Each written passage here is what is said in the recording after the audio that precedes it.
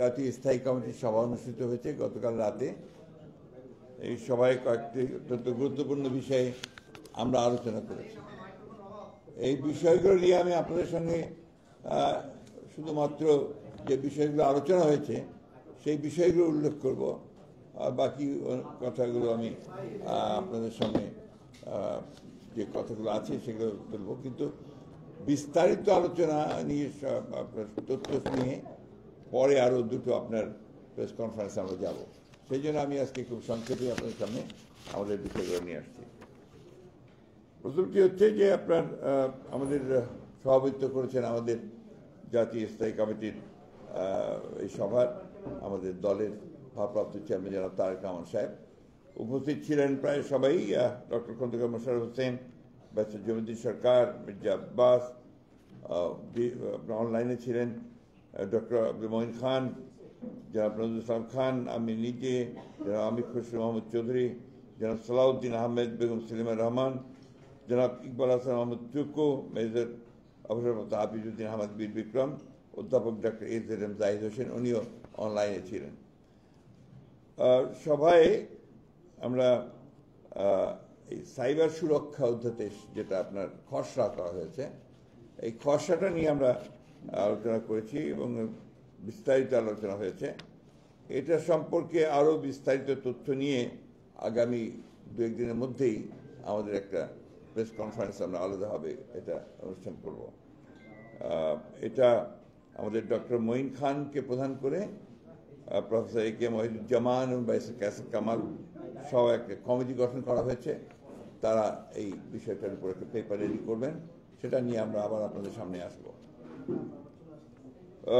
তৃতীয় আলোচনা যেটা হয়েছে এটা হচ্ছে যে প্রধান উপদেষ্টার যে বক্তব্য, এটা অনেক পুরনো বিষয় হয়ে গেছে ইতিমধ্যে। বিশেষ করে নির্বাচন বিষয়ে যে বক্তব্য ছিল যে এই বছরের শেষের দিকে অথবা আপনার পরবর্তী বছর অর্থাৎ 26-এর মাঝামাঝি সময়ে এই বিষয় নিয়ে আলোচনা হয়েছে, অনেক দীর্ঘক্ষণ আলোচনা হয়েছে। আমরা মনে করি যে এত বিলম্বিত করার কোনো কারণ নেই।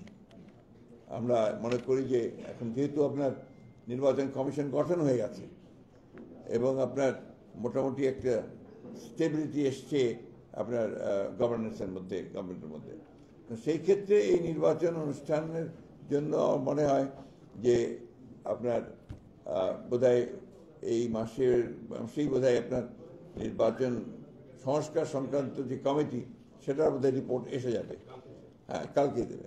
সুতরাং আমার মনে হয় না যে এটা আমরা আরও বিলম্বিত করার প্রয়োজন আছে, কারণ যত বিলম্ব হচ্ছে ততই রাজনৈতিক এবং অর্থনৈতিক সংকট আরও বৃদ্ধি পাচ্ছে। কারণ আমরা বারবার করে বলছি যে আসলে নির্বাচিত সরকারের কোনো বিকল্প নেই, এটা গণতন্ত্রে এটাই হচ্ছে সবচেয়ে ইম্পর্টেন্ট বিষয়। তো সেই ক্ষেত্রে আমরা মনে করি যে এই বছরই মাঝামাঝি সময় অর্থাৎ আপনার জুলাই আগস্ট মধ্যেই নির্বাচন সম্ভব। এবং আমরা এই কারণেই আমরা সরকারকে আহ্বান জানাচ্ছি, নির্বাচন কমিশনকে আহ্বান জানাচ্ছি এবং রাজনৈতিক দলগুলির প্রতি আহ্বান জানাচ্ছি যে দেশের বৃহত্তর স্বার্থে এই বছরের মাঝামাঝি সময় নির্বাচন অনুষ্ঠানের জন্য আমরা ব্যবস্থা নিতে পারি। এরপরে আপনার আমাদের এক অত্যন্ত গুরুত্বপূর্ণ বিষয়ে আলোচনা হয়েছে, সেটি হচ্ছে যে দ্রব্যমূল্যের ক্রমাগত যে ঊর্ধ্বগতি, এই ঊর্ধ্বগতিতে আমরা গভীর উদ্বেগ প্রকাশ করা হয়েছে। একদিকে নিত্য প্রয়োজনীয় দ্রব্যাদির মূল্য বৃদ্ধি, ক্রমবর্ধমান মুদ্রাস্ফীতি, অন্যদিকে ভ্যাট ও অন্যান্য করের হার বৃদ্ধি অর্থনীতিতে নেতিবাচক প্রভাব ফেলবে বলে সভা মনে করে। এ বিষয়ে একটা বিস্তারিত তথ্য সম্বলিত সংবাদ সম্মেলন অনুষ্ঠানের সিদ্ধান্ত গৃহীত হয়েছে।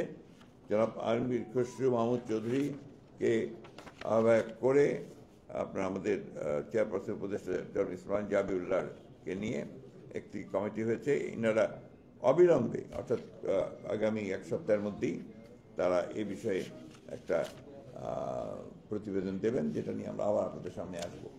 এখানে আমরা মনে করি যে শুধু সমালোচনা করলেই তো হবে না, আমরা এটার সম্পর্কে আমাদের ভাবনাটা কি, আমরা কিভাবে আপনার এই মূল্য বৃদ্ধিটাকে দেখছি বা আপনার কর বৃদ্ধিটাকে দেখছি, সেটাকে আপনার ইতিবাচক দিকটা কি হতে পারে, তাতে আমাদের প্রস্তাব কি থাকতে পারে এই সমস্যাটা সমাধানের, সেই প্রস্তাব নিয়েও আমরা আসব।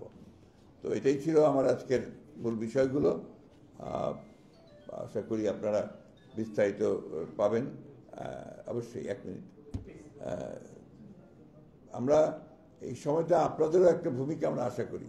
সেই ভূমিকা হচ্ছে ইতিবাচক ভূমিকা, যে অর্থাৎ শুধু সমালোচনার জন্য সমালোচনা নয়।